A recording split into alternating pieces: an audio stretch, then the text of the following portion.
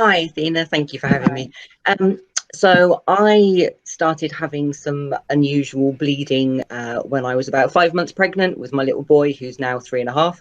Um, I just put it down to being stressed, having a 3-year-old daughter as well as being pregnant and working full time in healthcare. So I kind of ignored it to start with. When the bleeding started getting a little bit heavier, I then went and saw an obstetrician, and baby was fine. They weren't concerned. They said it sometimes happens, so don't worry as long as baby's okay.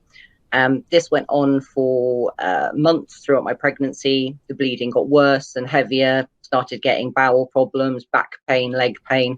Um, by the time I had my little boy in the September by C-section, thankfully he was breech, so they were taking him out through the sunroof. Otherwise, it would have been a very different situation, unfortunately. So when I had him, again, they said, it can take weeks for the bleeding to settle, so, don't worry about it. And then I think I went for my 6-week check, and again, the GP said, don't worry, it will settle in time. Some people just take longer.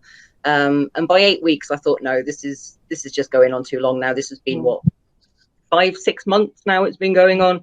mm, Spoke to a health visitor who recommended going back to the GP, and I saw a wonderful GP that time who sent me straight to A&E.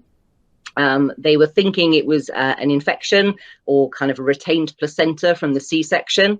So I got put on antibiotics, got given stuff to stop the bleeding. However, they organised for an ultrasound, and then it was with the ultrasound that they find that the cervix was bulky. And then after having some biopsies done, they discovered it was locally advanced cervical cancer. So I was stage 2B when I was diagnosed December 2016.